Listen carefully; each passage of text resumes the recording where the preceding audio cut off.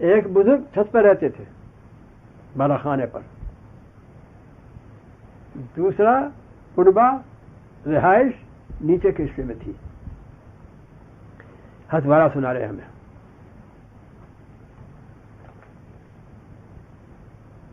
مرد بازار جانا چاہ رہا کسی چیز کو لینے کے لیے. بچے نے کہا، اس کے بچے نے، چھوٹے سے نے، ابو میں بازار چلوں. بیٹا تو رہنے دے، میں ابھی آتا ہوں. نہیں ابو میں ساتھ چلوں. بیٹا رہنے دے، اب میں تجھے گود میں لوں، سامان لاؤں. نہیں ابو میں ساتھ چلوں. آخر کار گود میں لے ہی لیا اسے. بڑے مزے کی بات ہے ڈاکٹر صاحبو، گود میں لے لیا.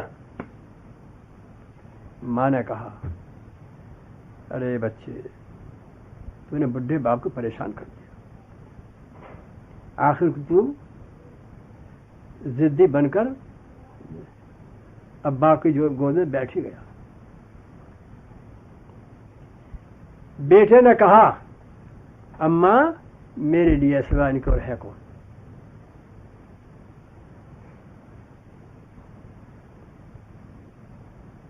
بزرگ نے سن لیا، حال طاری ہو گیا، دماغ غشی میں آ گیا، بے ہوشی سے طاری ہو گئی. سکون ہوا. خادم خاص نے کہا حضور یہ تھوڑی دیر کے لیے آپ کا کیا حال ہو گیا؟ فرمایا تو نے سنا نہیں تھا نیچے بچے نے کیا کہا تھا؟ ہاں حضور سنا تھا. اس نے یہ کہا تھا ضد کرتے ہوئے جب باپ نے گود میں لے لیا تو ماں نے یہ کہا تھا کہ تو مانا نہیں، اپنے باپ بڈھے کو پریشان کر دیا. آخر کو منوا کے ہی رہا. تو بچے نے کیا کہا تھا کہ یہ کہا تھا کہ میرے لیے ان کے سوا ہے کون. ارے یہی تو ہے جو کہنے والا کہتا ہے کہ لا الہ الا اللہ.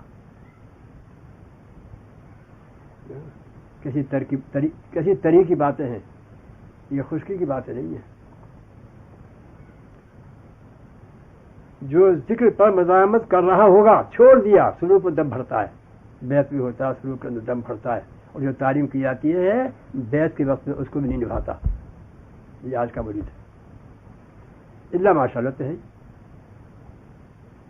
اکثریت بیعت کے وقت تعلیم کی جاتی ہیں ان کو بھی نہیں نبھاتا جو کہ معاہدہ ہے. آگے تو اپنی حالات کی اطلاع کر کے کیا سبق لے گا بیچارہ. اور یہی جو پڑھاتے ہیں، کل کا سبق پڑھایا تھا، کل کو پڑھنے کے لیے آ رہا ہے.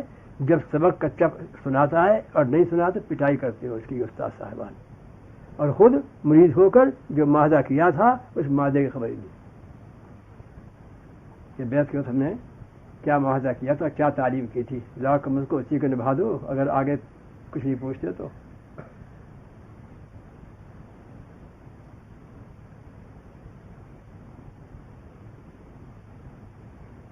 کیا اچھی بات کہی ہے، ہو چھوڑ گئے کہ یہ وہی تو ہے لا الہ الا اللہ، کہ اس کے سوا ہمارے لیے اور ہے کون. لا الہ منفی ہو گئی، کوئی نہیں ہے، کوئی نہیں ہے، کوئی نہیں.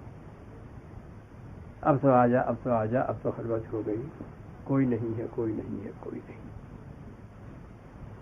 حضور ہم بھی اپنے در دولت کے اندر تقسیم کرتے تھے اوقات کو، اس میں ایک وقت ایسا رکھتے تھے کہ جس میں کسی کے آنے کی گنجائش نہیں.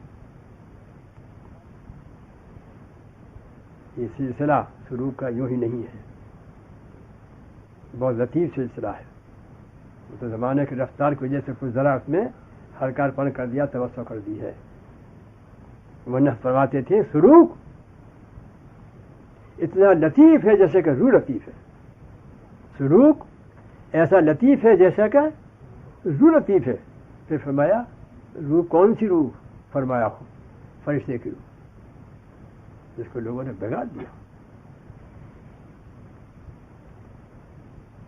تو کیا اچھی بات کہی انہوں نے کہ وہی لا الہ الا اللہ کے سوا اس کے اور دوسرا ہے کون.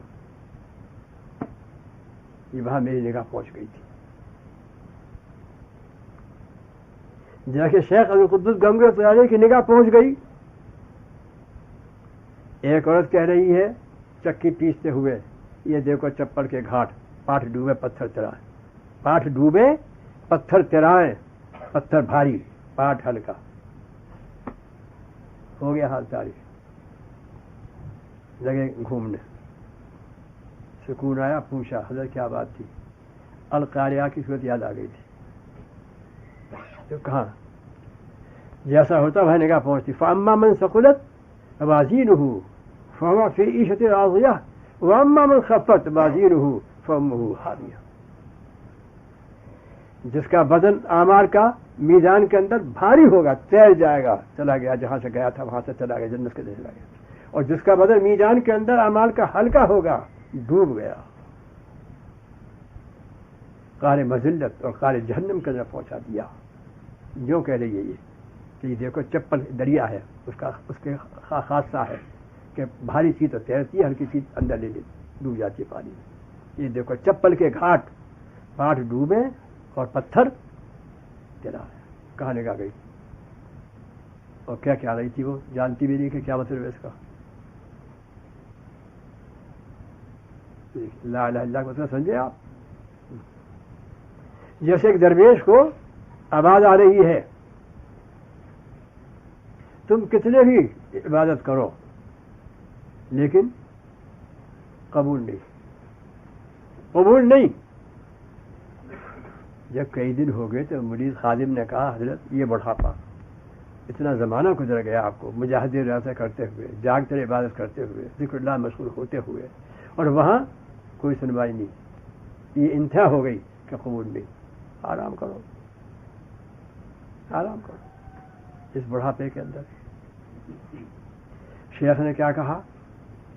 شیخ نے کہا بات تو ٹھیک کہتا ہے, لیکن یہ بتا کہ اس در کے سوا اور کوئی در ہے جہاں جا پڑوں؟ اس در کے سوا کوئی اور در ہے جہاں جا پڑوں؟ ارے قبول ہے تو, اور قبول نہیں ہے تو مجھے سے یہ در چھوڑا نہیں جاتا, مجھ سے یہ در چھوڑا نہیں جاتا. موضوع لکھ رہے ہیں واقعے کو مسلم شریف کے اندر, اور تمہارا ہم کو سنا رہے ہیں. آواز آ گئی قبولت گرچہ ہنر نیست کہ جز با سے واحد دیگر نیست. قبولت گرچہ ہنر نیست کہ جز ما پناہ دیگر نیست. یعنی قبول ہے.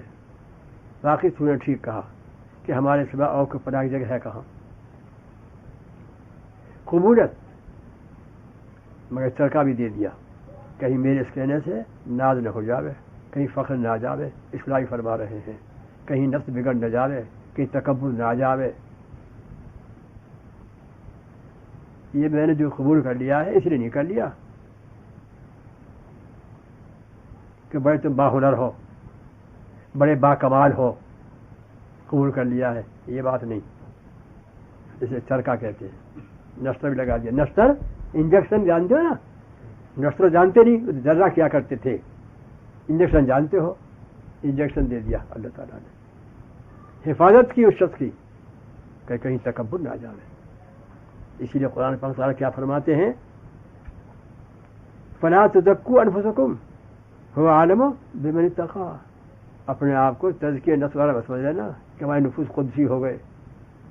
اللہ تعالیٰ یہ خوب جانتے ہیں کہ کس کا نفس قدسی اور تزکیہ والا ہے.